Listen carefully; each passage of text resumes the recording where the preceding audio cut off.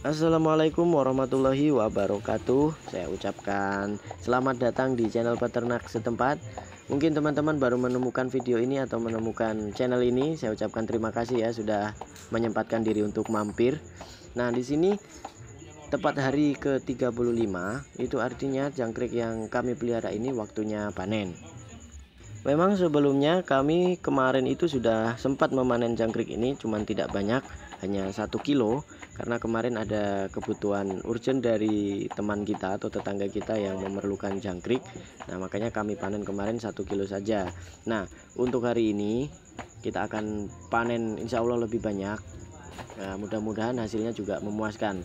Karena perlu teman-teman ketahui, di sini satu box ini kurang lebih kami tebar telur itu sekitar 2 ons. Kami beli telur itu kan 5 ons, jadi kami bagi menjadi 2 box. Satu boxnya itu isi 3 on dan satu boxnya lagi isi 2 on yang ini. Nah, 3 box yang kemarin itu sudah mati semua karena kena serangan semut ya teman-teman. Kami juga masih penasaran bagaimana hasilnya nanti setelah panen ini, kita hitung dapat berapa kilo dari telur 2 on ini. Mudah-mudahan maksimal. Langsung aja deh kita lihat proses bagaimana proses panen jangkrik alam. Oke.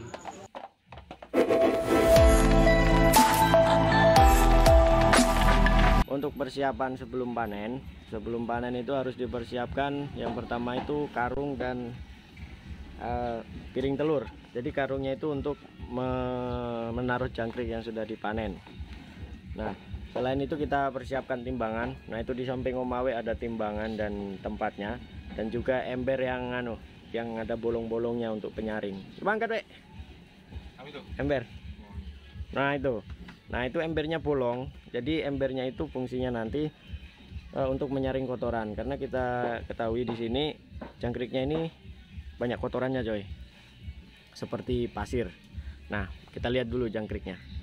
Oke, sebelum jangkriknya kita panen, terlebih dahulu kita bersihkan sisa-sisa pakan dan minuman, terutama sisa minuman ya, karena di sini kita menggunakan gedebok pisang dan pohon kates. Jadi kita bersihkan semaksimal mungkin agar nanti proses pemanenan tidak terhambat, teman-teman. Oke, tetap ikuti terus video channel peternak setempat, jangan di skip biar nanti teman-teman bisa tahu proses pemanenan jangkrik alam. Bapak Dedek, siap dengan segala berita hari ini? Siap. Berita rungkat, berita bonus plus, siap ya? Siap. Kita sama-sama deg-degan ini, makanya ada yang tegang semua ini. Teman-teman enak tinggal nonton. Kalau rungkat ketawa, kalau untung teman-teman bisa tiru. Nah, seperti ini. Kita bersihkan dulu ya. Oke. Ini kurang lebih menghabiskan berapa pakan, Wek? Kurang lebih 20 kilo. 20 kilo. Jadi itu teman-teman sebagai gambaran, nanti jika teman-teman mau terjun ke dunia peternakan jangkrik dengan telur 2 on itu kita membutuhkan kurang lebih 20 kilo. Itu pun masih dibantu dengan substitusi pakan alami seperti apa namanya, daun singkong ya, daun singkong dan pohon pepaya dan batang pisang. Nah, ini hasilnya nanti kita akan lihat. Mudah-mudahan nanti bisa maksimal. Prediksi kami berada di kisaran 10 kilo, 5 sampai 10 kilo untuk jangkrik yang akan kita panen ini. Tapi jika nanti lebih dari 10 kilo berarti kita dapat bonus. Kalau berada di bawah 5 kilo berarti kita minus, gitu aja kan? Ya, antara rungkat dan jackpot. Antara rungkat dan jackpot. Nah, ini sedang persiapan. Ini yang saya bilang tadi, ini adalah karung yang sudah diisi apa namanya, piring telur atau egg tray. Ini nanti fungsinya untuk menyimpan jangkrik untuk diantar ke tengkulak. Nah, seperti ini. Jadi dimasukin piring-piring telur begini, yang sudah jelek pun tidak apa-apa piring telurnya. Yang penting ada rongganya di dalam. Nah, ini satu karung ini bisa muat 1 kilo jangkrik. Nah, ini timbangan legend, teman-teman, ini timbangan legend. Oke, ini saya akan bagikan tips bagi teman-teman bagaimana cara memanen jangkrik yang efektif, efisien, dan tentunya aman bagi jangkrik. Yang pertama itu adalah persiapan sebelum panen jangkrik, meliputi alat dan bahan. Seperti yang sudah saya katakan tadi di awal, kita memerlukan karung, egg tray, dan timbangan. Nah, tentunya selain ketiga hal tersebut, kita juga memerlukan beberapa tenaga manusia. Nah, di sini saya menggunakan 2 sampai 3 orang. Tugas dari ketiga orang ini berbeda-beda. Orang pertama itu bertugas di dalam box untuk mengambil jangkrik ke dalam ember. Nah, orang pertama ini setelah melakukan pekerjaannya akan mengoper ke orang kedua. Jadi step by step gitu teman-teman maksudnya. Ketika orang pertama sudah memberikan jangkrik ke orang kedua ini tugasnya adalah menakar atau menimbang. Nah, setelah timbangannya pas, nanti langsung akan dioper ke orang yang ketiga yang tugasnya itu di bagian packing atau pengemasan jangkrik itu sendiri. Nah, jangan sampai nanti teman-teman mau panen sendiri seperti yang kita punya ini. Box kami ini kurang lebih dengan telur 2 on aja kita sudah kewalahan ya, karena mungkin kami juga baru perdana. Mungkin teman-teman nanti jika sudah mempunyai ternak jangkrik seperti ini bisa dipraktekkan seperti kami. Cara seperti ini kami anggap cukup efektif dan efisien. Kita tidak bingung. Jadi intinya tentukan dulu tugasnya dari 3 orang tersebut. Bisa di bagian box, penimbangan, dan pengemasan. Oke, masuk ke tips yang kedua, itu tentang pakan ya teman-teman. Tips yang kedua itu tentang pakan sebelum panen jangkrik. Nah, kenapa pakan ini penting?